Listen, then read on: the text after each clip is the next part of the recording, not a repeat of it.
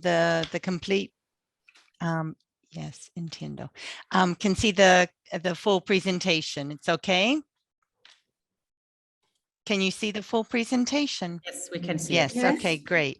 So first of all, welcome everyone. And thanks to Katya, of course, for all of your dedication and your time. David for helping with the organization, and Jutta for bringing people together there in Germany. We are very honored to be the first group to speak this morning. And I thank you all for allowing me this opportunity to share what we've been doing over the last 3 years related to the first intellectual output. So ours is a communication course for future engineers. There are 3 of us, 3 universities represented here. And today I'll be speaking specifically about nonverbal communication in the blended, and as we know and represented here, ever global world. This is the first intellectual output.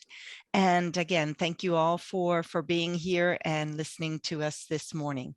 So this is our team. We're all there, nice and happy. Some of us are here in Valencia, others are connected in Poland. And we're very happy to have had several times that we could meet together and to work on this fantastic badge project. These are our names this morning. Garcia is with us here in Valencia. My colleague Maria is in the other room as well. And I'm Deborah Westall from the UPV. And this morning we'll talk about our IO1 course, but we also want to mention that later this weekend we'll have English as a medium of instruction at universities for academic and administrative staff with our other colleagues who are working on the IO8. So we'll get to be the first and the last in this marvelous meeting that we're having. So I don't know if it's not passing like it should. There we go. Okay, sorry. Here we go. So our goals are, first of all, to develop sustainable writing skills in 2 directions, for academic and professional workplace writing. When I was looking at the goals again, I thought, but where is nonverbal communication in there? But writing also comes into it, and communication in the general sense. So really highlighting what we're doing here is the design of a curriculum for an innovative 30-hour modular, adaptable, blended learning course at English at the B2 up to the C2 level. Again, looking at not only academics, but how students are going to manage on a professional level, looking at the requirements that are needed for the 21st century working environment. And then, of course, as Katja mentioned earlier, developing teaching materials and teaching resources for EPS instructors. So those are kind of our general overall goals. And then looking at innovation goals, we want to think ever more, as we said in the title, it's a global world. So looking at European citizenship that's going to allow our students to move not only in a European environment, but also in a global environment. We want to promote ethical reasoning, to get them to think about, to identify differences in cultures, differences in forms of communication, but also how they can move within these worlds, how they can communicate, and to be ethical professionals. Critical thinking is another one of our main goals. And is one of our main goals, to get students to think about what they're doing. And I've got a message that it's not in presentation mode. I don't know why. Can you see this well? Can you see the innovation goals? Yes, we see the slide, but yes. not, yeah. So but you can read it, so for us it's not really a problem. Huh? Yeah, dispositivo actual. I'm not sure because it's showing up on mine as being presented. Yeah. Let's see if I move. So yeah, so it should be on the innovation goals. Yeah, it is. Okay. All right. Let's see if it, like this. Can you see it better? Yeah. Okay, Bali. Sorry. Thank you for letting me know. Perfect. No, when I click, because I've got two screens and I'm not very tech oriented. Sorry, everyone. So yes, there you go. So thinking European citizenship, global citizenship, ethical reasoning, ethical behaviors, critical thinking. And then again, as Katja mentioned, producing Creative Commons material that's adaptable and transferable that students can use on their own for blended learning. They can use in the classroom for our teachers to move ahead. Okay, so thinking as well, we've got several target groups, undergraduate and postgraduate engineering students and higher education who need or want to develop their academic and professional skills, targeting particularly students who are in their final year and working on their thesis. And then I guess, as I said earlier, ESP instructors or English for professional and academic purposes who want to use the materials on their own. Okay, our impact, we're looking at sustainable writing skills, but even greater than that, the communication skills. We want to create an atmosphere of team spirit. So we've added lots of exercises and lots of activities that they can do together and to promote collaboration, to promote sharing of knowledge and to promote fostering peer revision and promoting intercultural competence. We also want to make sure that we're addressing the actual needs of the industry in terms of the written documents. And as we said before, this blended world, the idea that we're working online, we'll be working remotely, and how we can help our students to become better professionals in that sense. And of course, the teaching materials, as we said before. So university students and engineers are going to develop their skills and expertise in our module in terms of intercultural and interpersonal communication. We want to highlight flexibility, transferability. We want to help them to become successful and to be proficient, and also to focus on those soft skills, because so many times those kind of go under the table and we don't address them as we should. So lifelong learning, not only in English, but also if we could in their own languages as well. Our course units are divided into 7. So you can see those here on the screen, and I won't spend time on that because when we were in Poland just a month ago, we were able to hear the different areas, and our colleagues I know will be more than happy to share ideas with you and to get feedback on the different units just as we are. But today I want to focus on the nonverbal communication, looking at gestures, looking at posture, looking at eye contact, virtual environments, etc. And this is what we're working on in our units today. So our nonverbal unit, we've here at the UPV and at the PUT, we've worked up 5 units or 5 lessons that are 10 hours of class time for the students or work time. And again, our idea is to strengthen their communicative competence across the board. So we're looking at an introduction to nonverbal communication, how we can use our facial expressions, especially when we're in non-presential environments, our body language and posture, looking at nonverbal communication across cultures and in virtual contexts.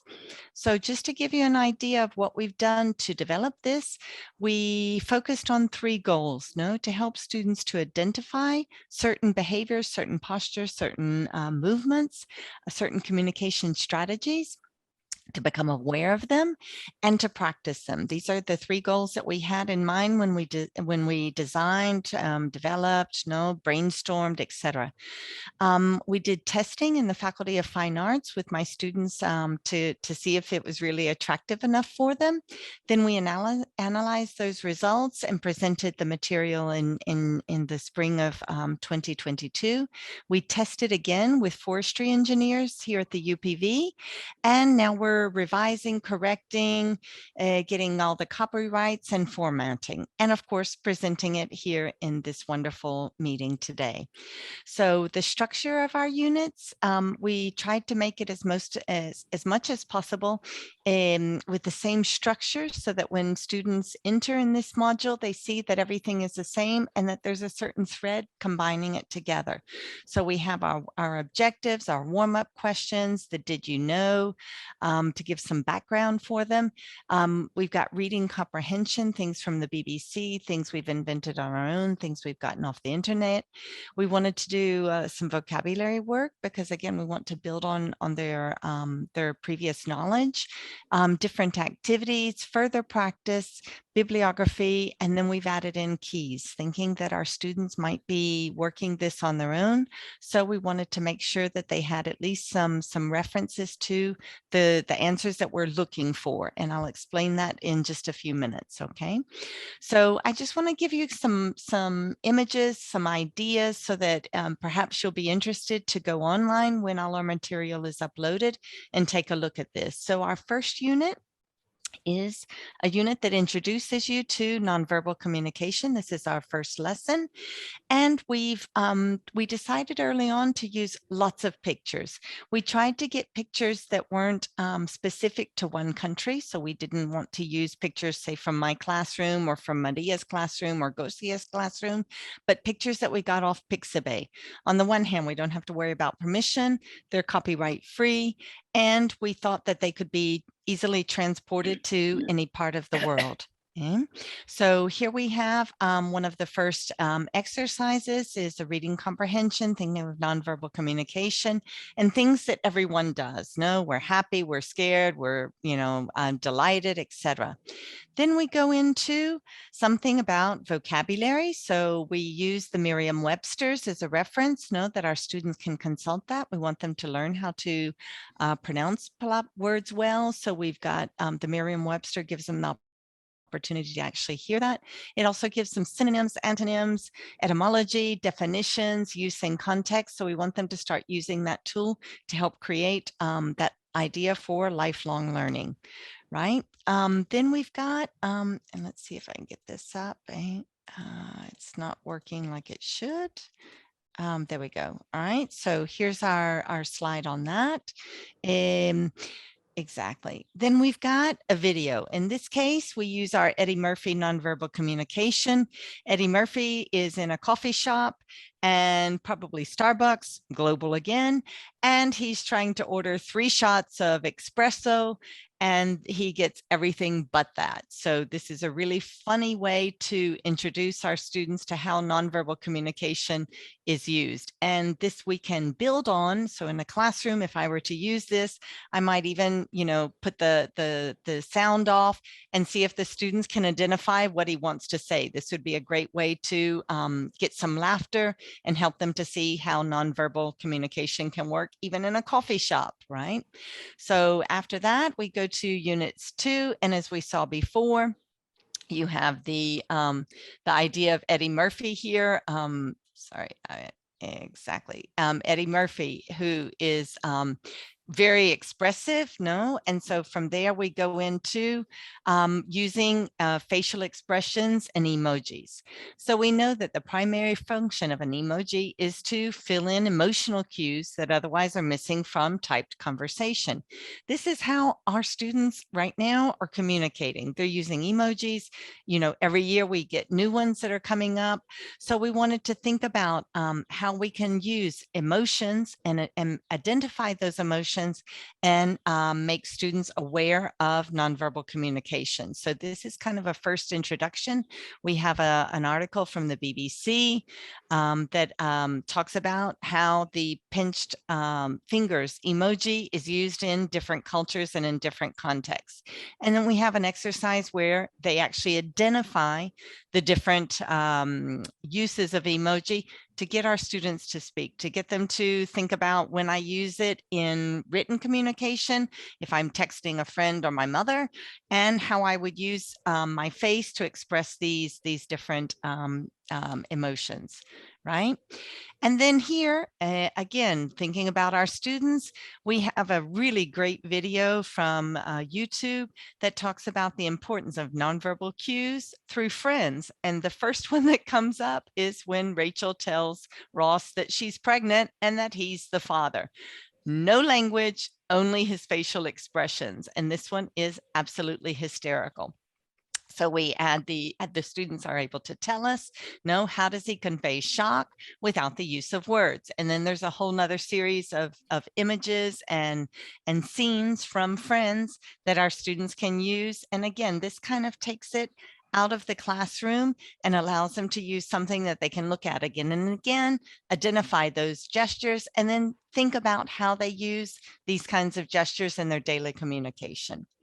All right, this brings us in, the last one, sorry, on friends is about body language. So this links us into the next lesson, which is body language and posture. Again, we've used all the images from Pixabay, a copyright-free, culture neutral. And the idea is that here we've got a text that introduces, no, of course, our opening questions, our did you know, our vocabulary. And then we have a series of images in the classroom, in the workplace, and we ask the students to identify those feelings.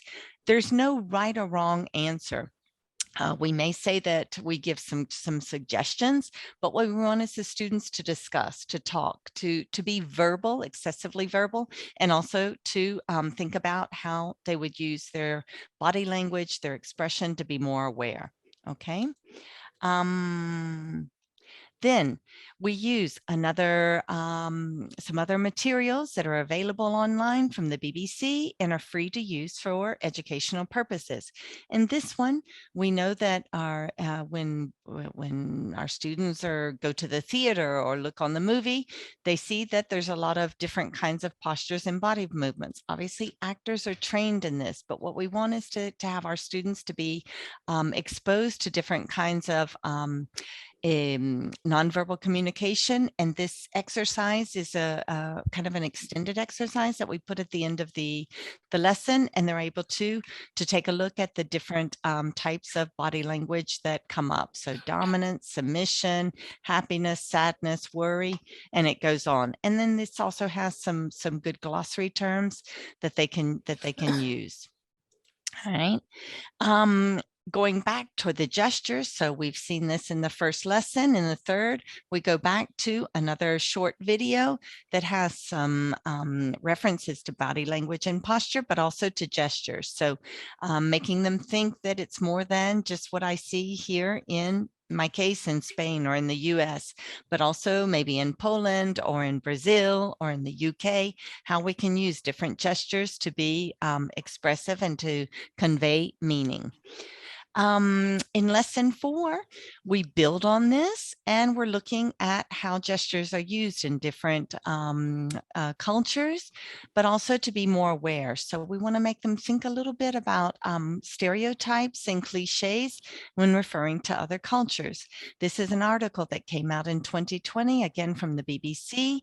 And when it says the hidden accents that betray who you are, it's funny that they use the accents there to talk about gestures. So we thought this was a really good reading. It's a short article. We've adapted it so that the students can use that to discuss, not only with politicians, which is very typical when we talk about nonverbal communication, but also sports stars and other types of communication scenes. Thinking about our lives post-COVID, this new normality that we have. Another article from the CNN we've included in our extended reading to talk about ways to improve communication while wearing a mask, from a top speech coach. I think she was in Georgia or North Carolina. And we thought this was a really good article for the students to work on. Then again, another Zoom call and what can go wrong with Zoom. So thinking about all our viral meetings, whether it's the PowerPoint that doesn't do exactly like it's supposed to do because I'm in my office with 2 screens, or if someone puts a filter and we're a judge, And we have a hearing in Dallas, Texas, and a cat face comes up. So this one is a Zoom call with a lawyer cat that came up. So we want to extend this to other communication mishaps in virtual context. This is a really funny video. Again, what we want is our students to identify these problems, to be aware of them, and then to think about how they can avoid them when they put them into practice. So this was a great, very short video that they can see to get a laugh and to be able to discuss what goes wrong when we are in virtual context. See? The final unit that we have, and I know that I'm getting toward the end of my presentation, are some expressions that can help us to compensate for the lack of nonverbal communication in virtual contexts. So Gosia came up with a series of excellent expressions. We want our students to use these and to know how to employ them when they're speaking. Then we have some other types of feedback that can be used when we're in nonverbal communication, both with the screens, but also when we're speaking. And this is our final lesson. And so that brings me to our conclusions. And of course, I'd love to have any feedback from you or to answer any questions that you have. But just thinking briefly, we've designed 10 hours of nonverbal communication lessons as part of this greater unit for the IO1. We want it to be at a higher level. We want our students to communicate in academic and professional ways and to think about the requirements for the 21st century. We want them to strengthen their soft skills, to strengthen their communicative competence, and to think about lifelong learning with materials and resources for both teachers and instructors. With this, we thank you. Thank you so much for your attention. And we hope that with this, you will be able to use our materials to give us feedback and to help us to contribute to becoming global professional digital engineers for the 21st century. Thank you. Yeah, thank you. Thank you. Thanks. very much, Deborah. So we'll stop